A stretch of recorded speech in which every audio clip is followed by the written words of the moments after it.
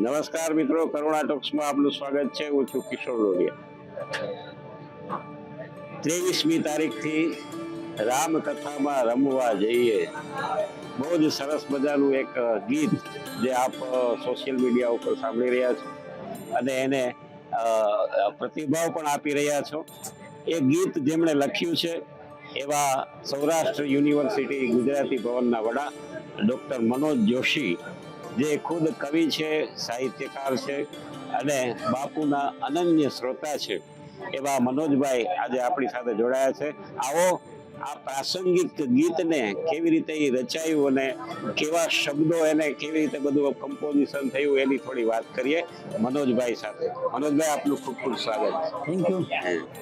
મનોજભાઈ, રોજ સારા શબ્દો, ખાસ કરીને જ્યારે રામકથા અહીંયા રાજકોટના આંગણે રોજ યોજાઈ રહી છે, ત્યારે આપનું જે આ ગીત છે એ ખૂબ જ પ્રાસંગિક લાગે છે. તો આ ગીત ક્યારે ને કેવી રીતે અને કેટલી સમયમાં રચાણું? કિશોરભાઈ, એક તો સદભાવના વૃદ્ધાશ્રમની જે પ્રવૃત્તિઓ છે અને કરુણા ફાઉન્ડેશન જોડાયેલું છે બે સંસ્થાઓ સાથે. તો કરુણા ફાઉન્ડેશનને મને જણાવતા આનંદ થાય છે કે જ્યારે રાજકોટની રામકથા જાહેર થઈ, બાપુએ સમય આપ્યો અને તારીખો આપી, અને જ્યારથી આપણે સૌરાષ્ટ્ર હાઈસ્કૂલ પાસે જ્યારે એનું કાર્યાલય થયું, પરમાત્માનંદજીના હસ્તે ઉદ્ઘાટન થયું, ત્યારથી મારા મનમાં સતત રાજકોટની રામકથા, સદભાવના માનસ, સદભાવના વૃદ્ધાશ્રમ, આ બધું સતત મારા મનમાં ચાલ્યા કરતું હતું.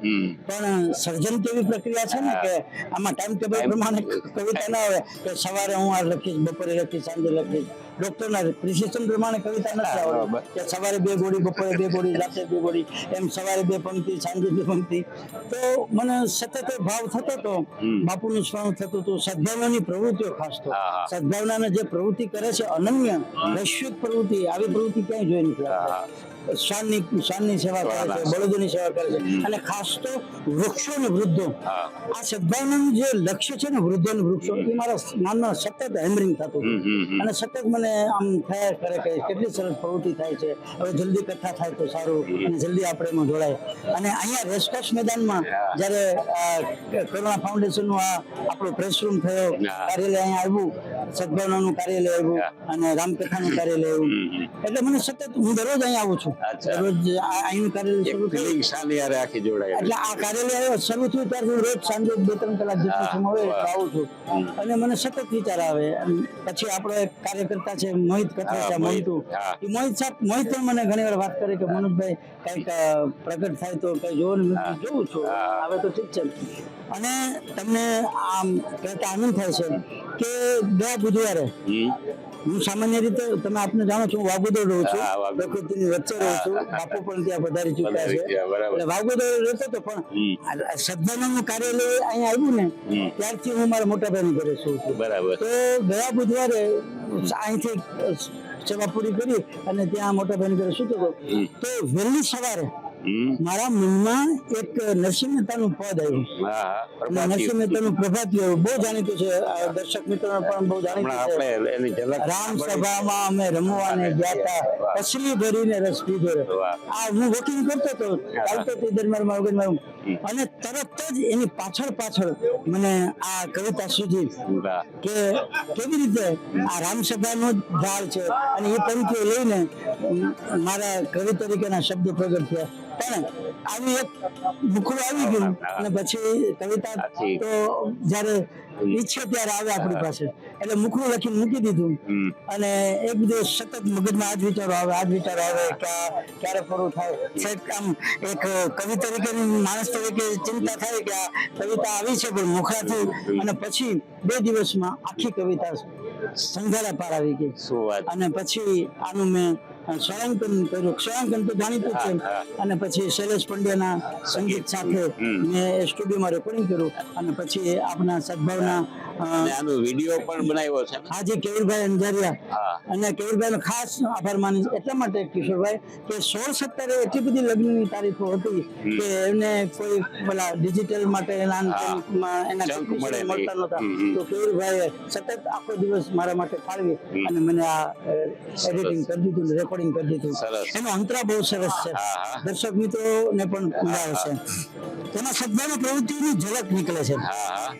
અત્યારે જે આખો માહોલ છે રાજકોટનો, જી એમાં આપનું જે આ ગીત, આપના જે આ શબ્દો, જી એ ખરેખર એક આખું ચિત્ર અમારી સામે રજૂ કરી દીધું અને એવું લાગે છે કે કથા આજથી જ શરૂ થઈ ગઈ.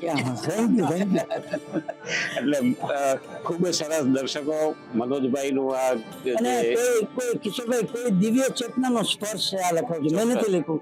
કોઈ દિવ્ય ચેતનાનો સ્પર્શ આ લખાવી ગયું છે. અને મને ઘણા મિત્રો પૂછે કે આ બીજું કોઈ દિવ્ય ચેતનાના સ્પર્શથી આવ્યું છે. મારું કઈ નથી. ચોક્કસ. અને નરસિંહ મહેતાની ચેતના હા, એ હોય જ, સવાલ જ નથી.